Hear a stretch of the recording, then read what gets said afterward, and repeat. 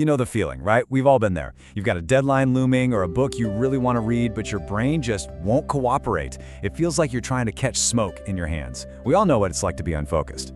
But have you ever stopped to wonder what's actually happening up there on a neural level when we do finally manage to lock in? What does a concentrated brain even look like? Well, it's a question scientists have been tackling for a long time, and now, thanks to some new research, we're actually starting to get a surprisingly clear picture. So, how do you even begin to look for something like focus inside the brain? Well, for this explainer, we're diving into a huge scientific review that dug through decades of research, all to find the electrical signature of a focused mind.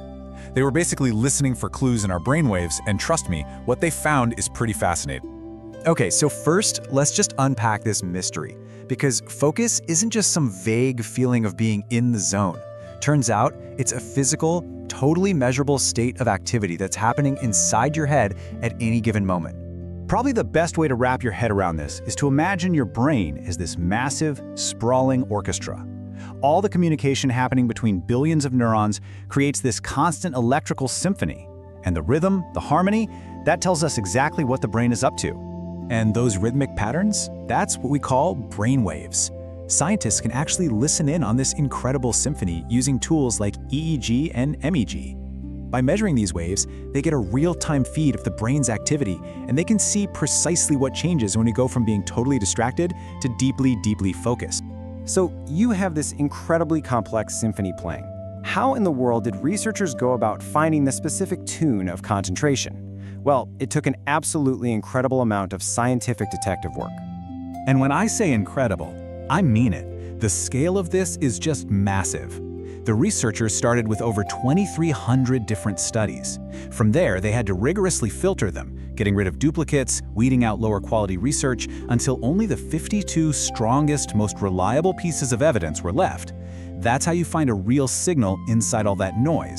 Their goal through all of this was crystal clear. They were on the hunt for a consistent brainwave signature, a specific, repeatable pattern that shows up when people are in a state of focused attention. You know, the kind of deep concentration that's really at the heart of practices like meditation. So after all that searching, all that filtering, a clue finally started to emerge. And it wasn't some faint whisper. One part of the brain symphony was suddenly singing much louder and clearer than all the rest. And here it is, the single most consistent change they found, again and again across the best studies, was in a specific frequency band. It's known as alpha waves. This was the big one. This was the signal. And this chart just lays it all out perfectly. When you compare a focused brain to a resting one, the pattern becomes pretty obvious. Yeah, sure, some studies found a decrease or no significant change, but the most common finding, by a long shot across 17 different comparisons, was a big increase in alpha power. The researchers themselves really said it best. They concluded that an increase in alpha power is, and I quote, the most widely reported neurophysiological change linked to this focused state. So the key here is pretty simple. When the brain locks in and focuses, alpha waves tend to power up.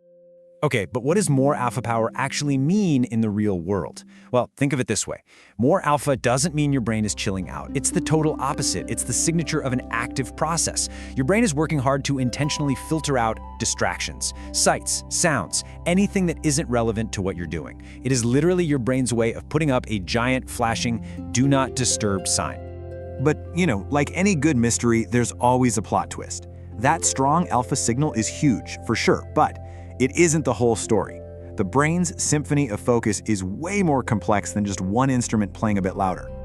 So if the alpha waves are the lead violin, what about the rest of the orchestra? What were the other brain waves, like theta, beta, and gamma, doing while all this was going on?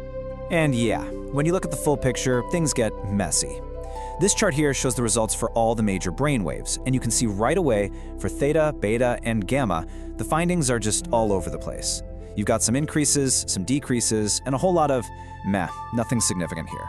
It's really clear that the story isn't as simple as focus just means more of everything.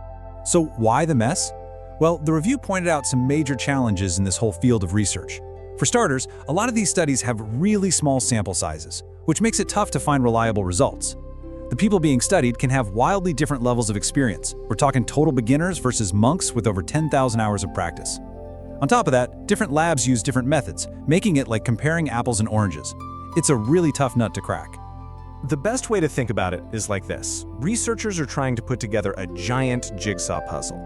They've got some of the edge pieces, for sure, and a few really important sections, like that alpha wave signal, but a whole lot of the middle pieces are either still missing or they don't seem to fit together. Just yet. All right, so after sifting through all the evidence, looking at the clues, and seeing the challenges, where does that leave us? What can we actually say we know about the focused brain right now? Well, here are the key takeaways. First, and this is maybe the most important part, focus isn't a passive state. It is an active, deliberate process of filtering out the noise. Second, that big do not disturb sign, that increase in alpha waves, is our most solid, most reliable indicator of that filtering process in action. And finally, while the map is definitely not complete, we are genuinely starting to decode the neural geography of a concentrated mind. So, the next time you actually manage to find that amazing state of flow, just remember, it isn't just a subjective feeling. It is a real, physical, and measurable event happening in your brain. A complex electrical symphony that scientists are finally learning how to read.